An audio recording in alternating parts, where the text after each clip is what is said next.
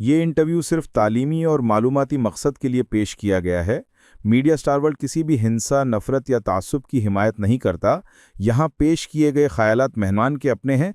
Channel उनसे ज़रूरी नहीं कि इत्तेफाक रखे। हेलो, नमस्कार, आदाब, सत श्री अकाल और अस्सलाम वालेकुम। मैं हूं मोहम्मद अहमद काज़मी, लेकर आया हूं खास साउथ एशिया पर नजर सैयद अली मुश्तबा के साथ। ये हर फ्राइडे को प्रोग्राम होता है और भारत और पड़ोसी मुल्कों के ताल्लुकात और वहां की खबरों पर चर्चा होती है।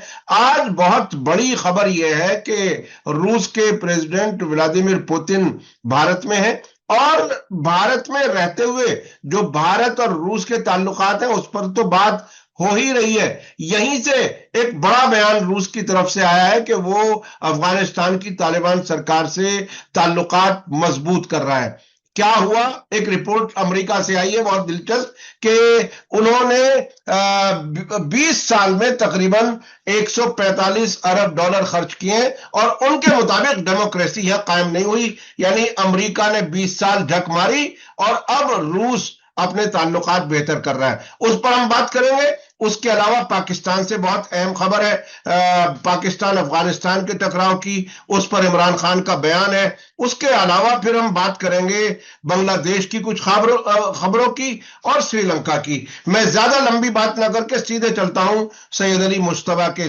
तरफ। सैयद अली मुश्तबा साहब आजकल अपने गांव माने गांव में है, शेखपुरा बिहार में।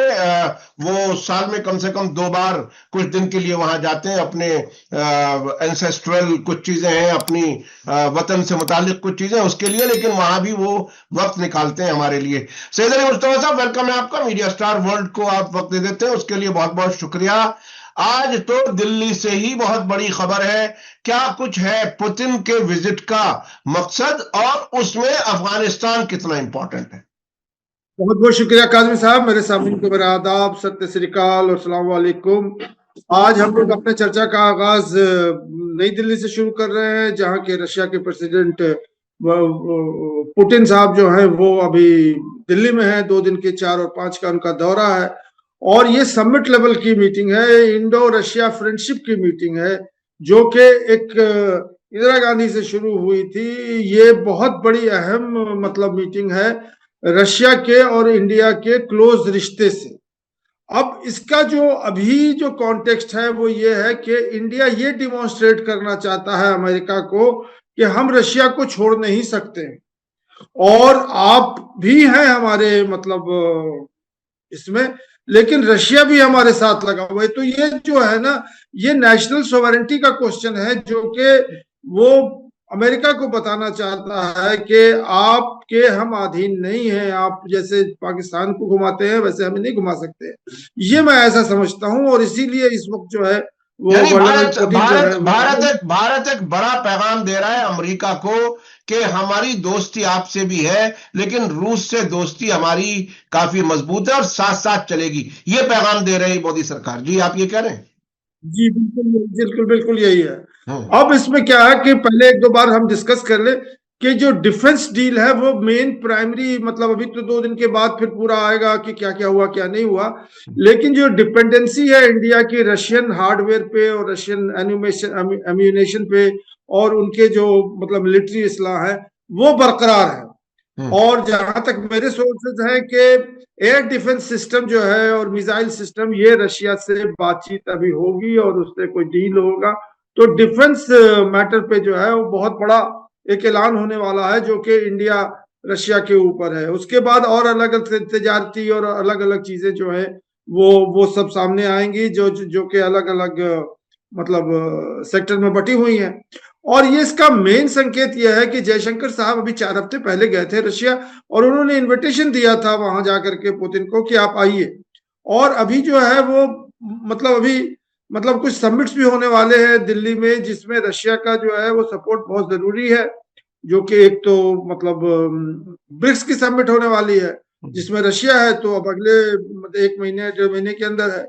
तो ये सब चीजों को मतलब सामने रखते हुए ये पुतिन साहब का जो विजिट है दिल्ली का, ये बहुत इंपॉर्टेंट है।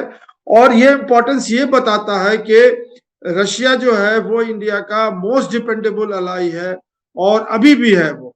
और इंडिया रशिया को नहीं छोड़ सकता है। बहरहाल उसका ये भी है कि अमेरिकन प्रेशर पे इंडिया ने मुकेश अंबानी को कहा कि आप अपने जो तेल खरीद रहे थे उनको कम कर दीजिए, तो वो सब चीजें तो हो चुकी हैं। तेल के ऊपर जो डिपेंडेंस है, मतलब जिसके लिए अमेरिका जो है बहुत ज्यादा मतलब नाखुश था और 25% की टैरिफ लगाया था, तो वो बात तो हो गई। इसमें एक बात और गौरतलब है कि रशिया और यूक्रेन का जो जंग चल रहा है उसके ऊपर भी कुछ बातें होंगी यहाँ पर नई दिल्ली में, जो कि मतलब शायद उस जंग को बंद कराने में कुछ बात हो। तो बहुत सारी बातें होंगी, जो बातें होंगी वो तो फिर हम बताएंगे अगले प्रोग्राम में। लेकिन अभी जो है, और अब हम लोग आ जाते हैं अफगानिस्तान की तरफ। मतलब हिंदुस्तान और रशिया का, इंडिया रशिया का जो जो जो रिलेशनशिप है वो उसको यहीं पे हम लोग पूर्णविराम देते हैं।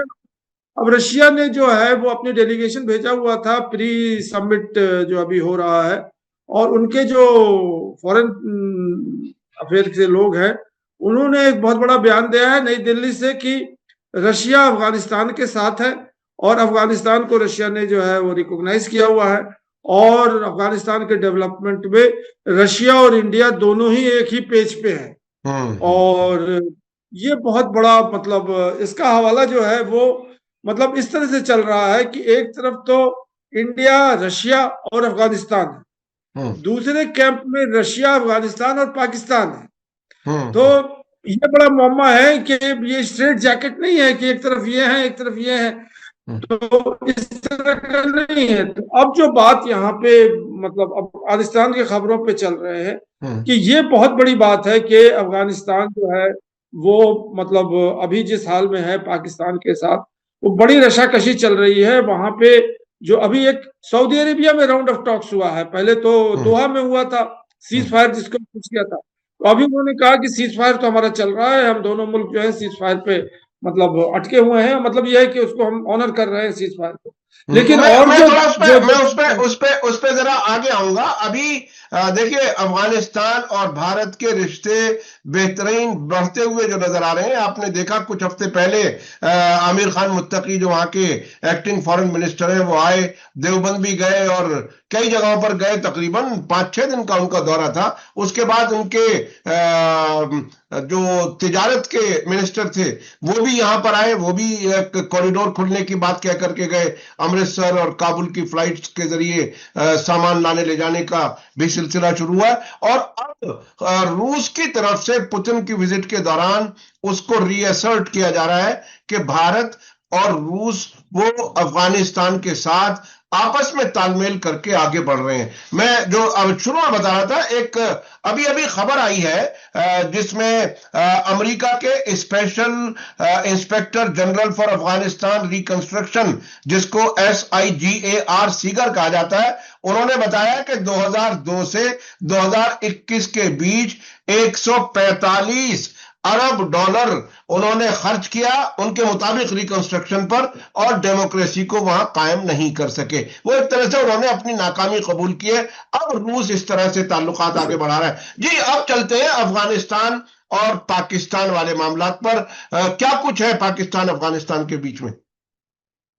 जी पहले तो उसकी जो जड़ की खबर है या जो कि मेन चीज है वो हम लोग और आप और हमारे सामने समझे।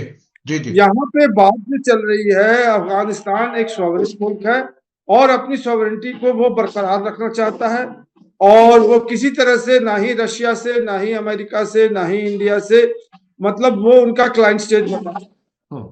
अब पाकिस्तान की जहां तक बात है, पाकिस्तान चाहता है कि अफगानिस्तान हमारा क्लाइंट स्टेट बन जाए, और दूसरी बात पाकिस्तान का लेवरेज ये है कि अगर आप हमारे क्लाइंट स्टेट बन जाओगे तो हम तिजारती जो रूट है, क्योंकि अफगानिस्तान एक लैंडलॉक कंट्री है, उसको बाहर जाने के लिए पाकिस्तान की शदीद जरूरत है, और पाकिस्तान से ही वो इंडिया आ सकता है, और वो जो रास्ता है वो पाकिस्तान ही खोल सकता है। अब पाकिस्तान के पास जब ये चाबी है तो वो अफगानिस्तान के तालिबान रिजीम के हाथ में मोड़ रहा है और उनको कह रहा है कि आप हमारी बात मानो, अपनी सॉवरेनिटी वगैरह जो है वो आपकी है, लेकिन जो हम कहेंगे वो आप करो। तो मेन जो मुद्दा है वो यही है। अब यहाँ पे आ जाइए, अभी जो सऊदी अरेबिया में जो टॉक लगी थी वो भी शायद कतर ने ही फैसिलिटेट किया था, सऊदी अरेबिया ने भी कहा था कि हम भी, वो नाकाम हो गए। और वो नाकाम इसीलिए हो गई कि पाकिस्तान के जो डिमांड है, हमने तो पहले ही आपको बताया था पिछले ही प्रोग्राम में, जो कि मानने वाले नहीं है।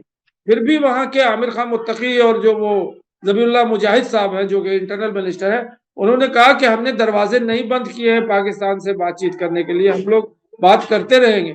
लेकिन जो मानने वाली बात है वही बात जो है वो मतलब मान सकते हैं, जो नहीं मान सकते हैं उसको हम कैसे मान लें। अब यहाँ पे जो बात है, यहाँ पे जो बात है वो ये है कि अफगान के जो पश्तून समुदाय के जो लोग हैं, जो कि अब पठान हैं, वो चाहते हैं कि पूरा पख्तूनख्वा जो है वो पाकिस्तान से कट के हमारे यहाँ आ जाए अफगानिस्तान में, जो कि हो नहीं सकता। बहुत सारे मुल्कों में इस तरह की प्रॉब्लम है। और दूसरी तरफ पाकिस्तान ये चाह रहा है कि मतलब हमारे वो क्लाइंट स्टेट बन जाए। और वो अभी ख्वाजा मुनीर जो है, वो जो आसिफ मुनीर हैं, ख्वाजा आसिफ मुनीर जो डिफेंस मिनिस्टर हैं, वो कई बार कह रहे हैं कि आप वहां रिजीम चेंज कीजिए। ये भी बात चल रही है पाकिस्तान के इंटरनल जो उनके है, जैसे अमेरिका चाहता है कि इराक में रिजीम चेंज कर दिया, लीबिया में रिजीम चेंज कर दिया, जहां वो चाहते हैं। अभी लोग कह रहे हैं कि बांग्लादेश में भी उन्होंने रिजीम चेंज कर दिया अमेरिका ने। तो अब पाकिस्तान भी उसी तरह की सुरफराहट कर रहा है कि हम अब अफगानिस्तान में हमारी बात नहीं मानेंगे तालिबान, तो हम दूसरे रिजीम को लेके आ जाएंगे। अब क्या होगा अरे नहीं होगा ये आगे आसिम मुनीर जो पाकिस्तान के फौज के सरबराह हैं, वो ट्रंप के साथ लंच करके आए थे।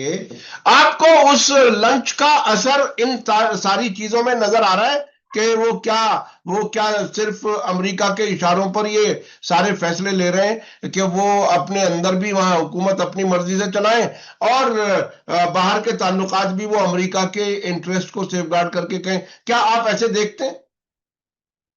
देखिए, अब जब आसिफ मुनीर पे आ गए हैं तो खबर का केंद्र अभी आसिफ मुनीर ही बने हुए हैं पाकिस्तान में। जी जी जी। तो पहले उनको ही डिस्कस कर ले, फिर बिल्कुल अफगानिस्तान की बिल्कुल बात। बिल्कुल बिल्कुल। पहली बात तो यह है कि आसिफ मुनीर का जो 28 तारीख का एक्सटेंशन होने वाला था वो एक्सटेंशन नहीं हुआ। और वो अभी भी मतलब उसमें एक्सटेंशन में जो जो थी वो तो 26 अमेंडमेंट 27 अमेंडमेंट उन्होंने करा लिया था, लेकिन उसको रेटिफाई होना था पार्लियामेंट से। पार्लियामेंट में जो बाकी पार्टी है उन्होंने उस पर मोहर नहीं लगाई। तो अब जो अभी अभी जो सूरत हाल है, वो आसिफ मुनीर अब रिटायर्ड जनरल हो गए हैं पाकिस्तान के। उनकी अभी जो है, लेकिन वो अभी सत्ते में बने हुए हैं, वो अलग चीज है, लेकिन कॉन्स्टिट्यूशनली वो एक रिटायर्ड हो गए। 28 नवंबर को उनका जो है वो दूसरा रिटायरमेंट जो है खत्म हुआ। अब ये 5 साल के लिए तीसरे इस पर आने वाले थे, जो कि अभी तक रेटिफाई नहीं हुआ है। अब इसके पीछे और ये है कि अभी शहबाज शरीफ के पास चाबी है उसकी, और वो नवाज शरीफ जो है वो भाग चुके हैं या जा चुके हैं, वो लंदन में अपने घर में जाकर के वहां रह रहे हैं। और चाबी वहीं से, पूरा पाकिस्तान की पॉलिटिक्स वहीं से, लंदन से अब डील हो रही है नवाज शरीफ के खेमे में। और शहबाज शरीफ वहां गए थे और डायरेक्शन ले रहे हैं नवाज शरीफ से। जो गौरतलब बात है कि लंदन से वो अपने प्राइवेट जेट से उड़े थे और कजाकिस्तान आ गए, ये खबर है। कजाकिस्तान में वो 7 घंटे का जो है उन्होंने हॉल्ट किया, और कहां कहां से लोग आए मिलने के लिए कोई नहीं जानता है। और वहां से वो उड़े, उसके बाद वो इस्लामाबाद नहीं आए। नॉर्मली होता है कि वो रावलपिंडी में जो नूर खां बेस एयर बेस है, उसी में डिग्नेटरीज वगैरह आते हैं, क्योंकि वो बहुत ज्यादा सिक्योरिटी का मामला होता है। फिर वहां से जो है वो बाई कार या बाई रोड जो है वो इस्लामाबाद आते हैं, जहां पर उनका है। उनको ये लगा कि कहीं ये परवेज मुशर्रफ वाला काम तो ना कर लें, क्योंकि उन्होंने किया था नवाज शरीफ के साथ। कि परवेज मुशर्रफ श्रीलंका गए हुए थे और इधर से नवाज शरीफ ने उनको हटा दिया। और उस परवेज मुशर्रफ ने सब जान रहे थे, वो इस्लामाबाद आने की जगह वो चले गए कराची, और वहां से उन्होंने ऐलान किया कि सारे जो फौजी हैं वो हमारे साथ हैं, और नवाज शरीफ को आप निकाल के भाई भेज दो बाहर और उनको जेल में बंद कर दो। तो यही अभी भी जो है यही षड्यंत्र रचा जा रहा था आसिम मुनीर के, कि वो आएंगे अभी नूर खां बेस पे, हम उनको अरेस्ट कर लेंगे और डिक्लेयर कर देंगे मार्शल लॉ डिक्टेटरशिप। तो उसको प्रीएम्प्ट करने के लिए वो लाहौर आ गए, और लाहौर में आने के बाद जो है फिर वो रोड वोड से अभी गए हैं कि नहीं गए हैं मुझे मालूम नहीं है। तो ये आसिफ मुनीर की अपनी मतलब यानी पाकिस्तान में सियासी उथल पुथल के इशारे हैं कि वो कभी भी कोई बड़ी खबर आ सकती है, यानी अनसर्टेनिटी बनी हुई है पाकिस्तान में। और वो जब इशारे और जो चाबी अगर वॉशिंगटन में हो, क्योंकि मैं एक बहुत बड़े जर्नलिस्ट से बात कर रहा था कि 1947 के बाद से ही पाकिस्तान पर, पाकिस्तानी फौज पर पेंटागन का, जो अब वॉर डिपार्टमेंट हो गया अमेरिका का, उसका कंट्रोल बहुत रहता है। कई चीजों में डिपार्टमेंट ऑफ स्टेट और पेंटागन के बीच में भी टकराव रहता है। तो अभी हालात बहुत ही अनसर्टेन है, और वो गैर मुल्की मुदाखलत एक तरह से जिस मुल्क में होती है, उसमें इस किस्म के हालात बहुत बार हमने देखे हैं। जी, और क्या खबर है? सुना यह है कि जेल में रहते हुए भी वहां के आसिम मुनीर की तो बात हो चुकी है, अब इमरान खान की बात कर ले। जी जी तो इमरान खान भी एक न्यूज मेकर हैं और अभी भी बने हुए हैं पाकिस्तान के, मतलब जो अवाम पे और पाकिस्तान की हुकूमत पे उनकी अभी भी बहुत बड़ी पकड़ है। उन्होंने एलिगेशन लगाया है, जाहिर सी बात है कि आसिम मुनीर की वजह से इमरान खान जो है वो बंद है। अगर आसिम मुनीर चाह लें तो कभी भी इमरान खान मतलब बाहर आ सकते हैं, लेकिन आसिम मुनीर ऐसा चाहते नहीं है कि अगर वो आसिम मुनीर आ जाएंगे, मतलब इमरान खान बाहर आ जाएंगे, तो सबसे पहले तो वो आसिम मुनीर ही हटेंगे और शहबाज शरीफ हटेंगे। तो अभी जो है इमरान खान ने जेल से एलिगेशन लगाया है कि ये पूरे अफगानिस्तान पाकिस्तान की जो पॉलिसी है, जो अभी कशीदगी में और लड़ाई में और झड़प में और तनातनी में चल रही है, इसके जिम्मेदार जो हैं वो आसिम मुनीर हैं। उन्हीं की वजह से वो जितने रिफ्यूजीज हैं अफगानिस्तान के, पाकिस्तान से उनको हटाया गया और ड्रोन के हमले किए गए, सिविलियन को मारा गया, तरह तरह के इल्जाम जो है इमरान खान ने आसिम मुनीर के ऊपर जड़ दिए हैं। और उन्होंने कहा कि अफगानिस्तान और पाकिस्तान की जो कशीदगी है और वो है, उसके जिम्मेदार आसिम मुनीर हैं। और उनका ये कहना था कि हम होते तो इस मैटर को हम अच्छी तरह सॉल्व कर लें। दूसरी खबर यह है कि इमरान खान की बहन जो है नौरीन खान, एक दो बहनें हैं, अलीमा खान और नौरीन खान, नौरीन खान जाकर के उनसे मिल के आई हैं। और आने के बाद जो है उन्होंने ये तो बताया है कि वो मतलब सेहतयाब हैं और वो ठीक ठाक हैं, उनको कोई, लेकिन उन्होंने कहा कि आसिम मुनीर जो है उनको बहुत मेंटली टॉर्चर कर रहे हैं और वो बहुत ही मतलब जहनी उलझन में फंसे हुए हैं, बाहर आकर उन्होंने बताया। और फिर से जो है वो जन सैलाब उमड़ आया है। अभी रावलपिंडी में उन्होंने जो है वो मार्च करने का फैसला किया। अब देखिए क्या होता है। ये पूरी जो पीटीआई की जो हुकूमत है और उनकी तरफ से आह्वान दिया गया है कि अब रावलपिंडी में जाकर के हम, यहाँ पे हेडक्वार्टर्स है, मिलिट्री हेडक्वार्टर, और यहाँ से जो है आसिम मुनीर अपना जो है वो चलाते हैं। इसी हवाले से एक और बात है जो कि मैं जल्दी से बता दूं कि जो खैबर पख्तूनख्वा है वहां पीटीआई की हुकूमत है और उनके जो मेन जो जो जो चीफ मिनिस्टर हैं वो, उनका नाम है गंडापुर, पहला पूरा नाम नहीं आसिम है, आसिम गंडापुर है। उनको इस्टेब्लिशमेंट में आसिम मुनीर ने कहा कि आप जाइए इमरान खान से कहिए कि या तो वो कंट्री छोड़ के चले जाए और या नहीं तो वो अपने घर में आए, पॉलिटिक्स बंद कर।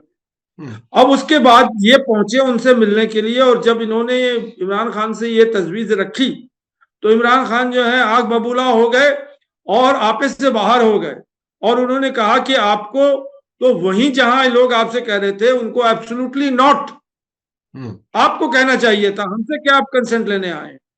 और उसके बाद अभी खबर यही है कि उनको हटा दिया गया है वहां से, और वो नंबर 2, इमरान खान के बाद वही नंबर 2। तो ये सब सियासत पाकिस्तान की बड़ी मतलब कॉम्प्लेक्स है, एक दूसरे के पीछे। वहां ये पंजाबी कौम जो है ये तो इसी इसमें है ना कि मतलब किसी में चैन नहीं है, न चिट में चैन है, न पट में चैन है, पल में तोला पल में माशा। ये तो पाकिस्तान के खमीर में है, मतलब जो उनके पॉलिटिकल एस्टेब्लिशमेंट है, कहते क्या है और करते क्या है। तो ये तो ज़ियाउल हक के ऊपर भी लागू होता था। एक छोटा सा चुटकुला सुन लीजिए अगर टाइम नहीं है। जी, बिल्कुल बिल्कुल सुनाइए। कौवा जो है वो काई काई कर रहा था, ज़ियाउल हक साहब जो है अपने लॉन में हजाम से जो है दाढ़ी बनवा रहे थे, बाल कटवा रहे थे। तो कौवा को उन्होंने इशारा किया, हजाम ने उसको हटाया। उनके राइफल उनके बगल में थी, उससे उन्होंने जो है उसको मार दिया। अब मारने के बाद कौवा तो मर गया। तो अब हजाम कह रहा है कि अजीब आदमी है, कहता क्या है, करता क्या है। तो वही बात वहां पाकिस्तान में भी लागू होती है। ये खुशवंत सिंह ने ये चुटकुला वो जो उस टाइम इलस्ट्रेटेड वीकली था उसमें लिखा था या संडे में लिखा था, मुझे अभी भी याद है। तो पाकिस्तान में क्या हो रहा है, आज क्या हो रहा है, कल क्या होगा, किसी को कुछ मालूम नहीं। मैं थोड़ा सा और इंटरनेशनल चूंकि चीजें देखता हूं तो मुझे ऐसा लगता है कि वहां वॉशिंगटन में भी कई अलग अलग दिमाग है चलाते रहते हैं और वो उन्हें खुद भी पता नहीं होता कि कल वो क्या बयान देंगे या उनसे क्या बयान दिलवाया जाएगा। तो ऐसी अनसर्टेन हुकूमत जब बाहर के मुल्कों पर, बाहर के इशारों पर चलते हैं लोग, तो वहां इस किस्म के हालात नजर आते हैं। अच्छा, अब चलते हैं बांग्लादेश की तरफ। बांग्लादेश में क्या कुछ हो रहा है वहां? जो उनकी अपोजिशन पार्टी की लीडर हैं खालिदा जिया, वो काफी बीमार चल रहे हैं, और क्या कुछ खबरें हैं वहां से? जी जी, अभी ये बड़ी बड़ी अच्छी खबर है या अहम खबर है, वो ये है कि खालिदा जिया के हवाले से, जो कि बीएनपी पार्टी की अभी सरबराह हैं अभी आज के डेट में, वो वेंटिलेटर पे चली गई और उनका जो है मतलब अल्लाह सर, करे कि वो इसे सुनिए, सेहतयाब इसे हो जाए। इसे इसे दोहरा के बोल दीजिए। अच्छी खबर आपने कह दिया, वो थोड़ा सा अच्छा नहीं लगेगा क्योंकि आगे उनकी बीमारी का जिक्र है। इसे दोबारा रिपीट कर दीजिए। हाँ जी, ये बांग्लादेश से खबर जो है वो खालिदा जिया के हवाले से है, जो कि बहुत ही मतलब बीमार हैं और वो अब मतलब एक तरह से समझ लीजिए कि टर्मिनली इल हैं वो। अब उनकी वापसी बहुत मुश्किल है और वो वेंटिलेटर में है। तो इस हवाले से हमारे प्राइम मिनिस्टर नरेंद्र मोदी साहब ने उनसे सिंपैथी जाहिर की है। अब ये देख लीजिए, एक तरफ तो हसीना वाजिद को रखे हुए हैं, दूसरी तरफ वो सिंपैथी जाहिर कर रहे हैं खालिदा जिया से, और उनको एक कंडोलेंस मैसेज जो है इस तरह की, वो सेहतयाब हो जाएं और वो जल्दी से अपनी बीमारी से जो है वो हो जाएं, वो सारी बातें जो है उन्होंने कही हैं। मतलब जो एक डिप्लोमेटिक लेवल पे होता है कि हमारे आपसे भी संबंध बहुत अच्छे हैं, वो ये देखने के लिए कि उनसे हमारी लड़ाई नहीं है, बीएनपी से लड़ाई नहीं है। तो इसके ऊपर जो है, जो खालिदा जिया के साहबजादे हैं, जो अभी भी आज के डेट में भी जो है वो इंग्लैंड में एग्जाइल में रह रहे हैं, उन पर करप्शन चार्जेस था, हसीना वाजिद ने लगाया था। उनका बयान आया है कि हम बहुत थैंकफुल हैं नरेंद्र मोदी के, और नरेंद्र मोदी साहब तो बहुत ही स्टेट्समैन हैं, और इस तरह की बातें उन्होंने कही है कि उन्होंने हमारे मतलब मदर के लिए जो है उन्होंने सिंपैथी जाहिर की है। तो ये खबर जो है वो बड़े मतलब जोर शोर से मीडिया में चल रही है कि इसका जो मेन जो है वो नरेंद्र मोदी जो है अब बांग्लादेश से नए इस्टेब्लिशमेंट से, क्योंकि देखिए अभी इलेक्शन जब होगा तो ये तो तय है कि बीएनपी पार्टी आएगी, इसलिए कि दूसरी जो पार्टी अवामी लीग वो लड़ी नहीं इलेक्शन में। तो नरेंद्र मोदी ने उनसे, उस पार्टी से जो कि अब सत्ता में आने वाली है, उससे पहले अपने रास्ते जो है और हाथ मिलाने की बात जो है उन्होंने कर ली थी। तो यही उसका मतलब मेन खबर का जो मेन लबो-लबाब है वो यही। अब एक और इसी के साथ है कि अब जमायत इस्लामी एक पॉलिटिकल पार्टी है बांग्लादेश में, जो कि हमेशा से बीएनपी के साथ रहती थी, और बीएनपी के सेकंड मतलब लेवल पे जो है उनका अलायंस रहता था हमेशा से, और वो गवर्नमेंट में मतलब बीएनपी और जमायत इस्लामी स्वीप कर जाती थी इलेक्शन, और जब तक कि हसीना वाजिद ने अपने हिंदुस्तानी और चाइना और किस से जो है वो इलेक्शन जीते थे, उन्होंने 2-3 इलेक्शन जीते थे। तो अब जो खबर ये आ रही है कि जमायत इस्लामी ये कैलकुलेशन कर रही है कि शायद वही इलेक्शन जीत जाए, और अब जो अगली पार्टी जो है वो बीएनपी नहीं हो बल्कि जमायत इस्लामी। ये कयास जारियां हो रही हैं।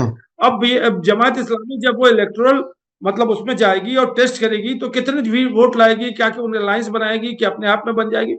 तो ये भी खबर हमारे सामाइन के लिए जरूरी है कि या तो बीएनपी आएगी पार्टी या तो फिर जमायत इस्लामी आएगी, ये तो तय। और फरवरी में है कितने 2 महीने के बाद तो इलेक्शन होगा। तो ये खबर है जी।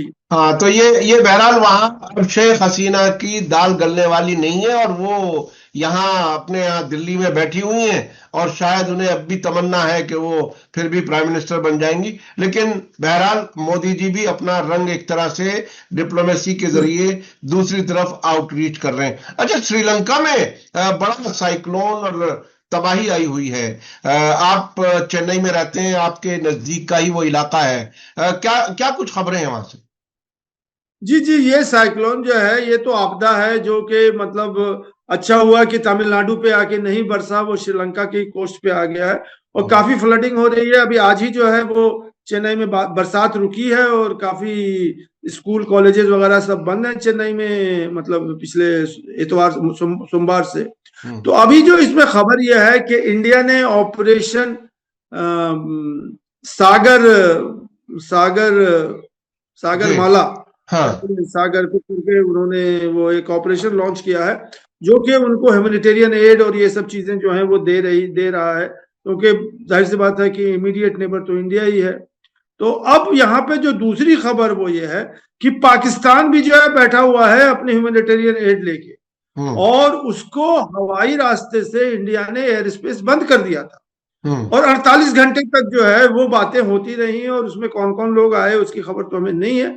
इंडिया ने वो रास्ता खोल दिया, और पाकिस्तान के जो कार्गो और जिस प्लेन में जो ह्यूमैनिटेरियन एड है वो श्रीलंका पहुंच चुके हैं, वहां डिस्ट्रीब्यूट भी हो गया।